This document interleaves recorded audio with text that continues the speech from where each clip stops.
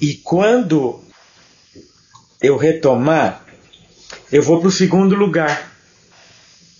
Que segundo lugar? Segundo lugar, ou seja, o segundo vídeo mais visualizado da série Depressão Bipolar ou Unipolar. O que é que você sinteticamente diria sobre isso? Está gravando já? Sim, senhor. Ótimo. Não. Primeiro, não me surpreende que tem determinadas palavras que têm um apelo muito grande. Hoje em dia, transtorno bipolar tem um apelo grande, TDAH tem um apelo grande, transtorno de personalidade borderline tem um apelo midiático grande. E depressão, a palavra depressão e ansiedade, onde aparecem, eles têm tudo. Depressão unipolar é aquela pessoa que só tem episódios de depressão ao longo da vida. Depressão bipolar é a mesma coisa que transtorno bipolar. Ou seja, uma depressão que você tem que incluir a outra fase também, que é de subir, de oscilação. Então, não me surpreende que os transtornos de humor tenham muito mais... também talvez seja mais fácil pela experiência. Eu já procurei falar de quadros psicóticos e coisas no vídeo, mas é mais elaborado para você falar do conceito. Tem um que eu falo de delírio, né? Convicções, né? Porque eu vou dizer uma frase meio besta, mas já foi mais fácil distinguir um paranoide de um cara bem informado. Hoje era fácil na psiquiatria da década de 50 o camarada dizer que o Sputnik estava controlando ele, de ser um delírio bizarro. É muito óbvio que não faz isso. Mas hoje é tão óbvio assim, quando você vê que os satélites da Agência Nacional de Segurança Americana, eles conseguem ler o que você está lendo.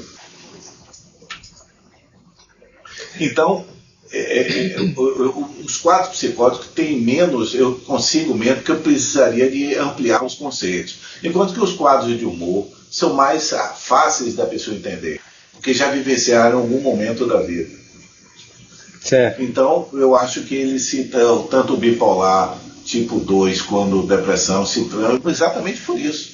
Porque tudo relacionado com humor, as pessoas têm uma vivência mais prática disso. Relacionado com esquizofrenia já é mais difícil, porque os conceitos já são mais precisa definir, não pode usar a palavra à toa. Certo.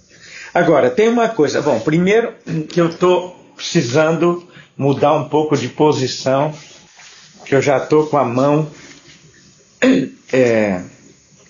meio doída. Segundo, é o seguinte, que o terceiro lugar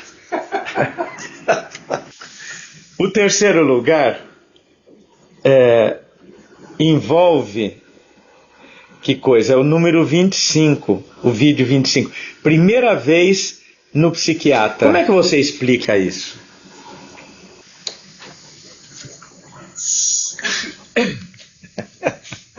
Eu costumo dizer que o verbo psi é conjugado assim: eu não tenho nada, tu vais ao psicólogo, ele vai ao psiquiatra. É como se houvesse na cabeça das pessoas uma certa gradação. Não, eu não tenho problema nenhum. Mas se alguma pessoa, talvez psicoterapia, já se aceita a psicoterapia. Psiquiatria é o vizinho, é o outro.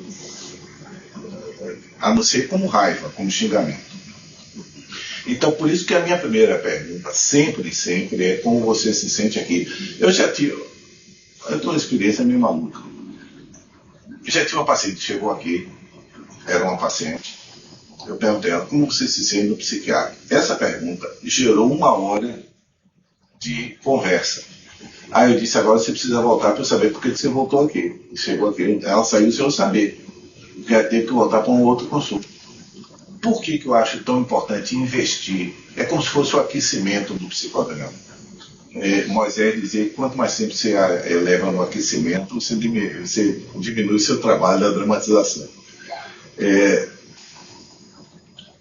essa pergunta, muitas vezes, ela passa batida, a pessoa não tem nosso problema, mas muitas vezes toca em coisas. Por exemplo, no caso dessa paciente, ela já tinha tido uma experiência de um familiar que tinha sido dopado, sedado, o que fosse. A história de ficar leso, babando e gordo num canto, improdutivo.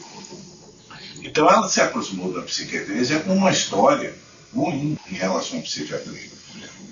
Não adiantaria nada eu saber o que ela estava, porque como é que eu posso desenvolver um vínculo com uma pessoa que está com o pé atrás?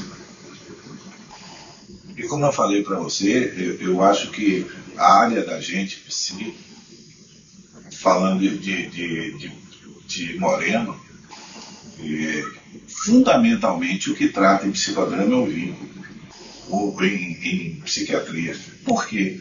Porque quando o paciente me liga para dizer se já aconteceu verdade, eu estava viajando, na época era secretária eletrônica, então eu estava viajando, não tive acesso. Quando eu voltei, vou ver a mensagem do paciente, ele havia se suicidado e estava se despedindo de mim. E foi a última coisa que ele ligou.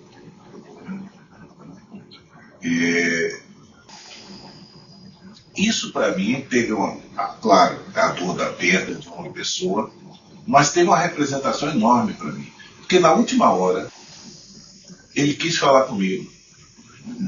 E ele sabia que eu não ia condená-lo nem fazer nada. Eu não ia dar um esporro nele.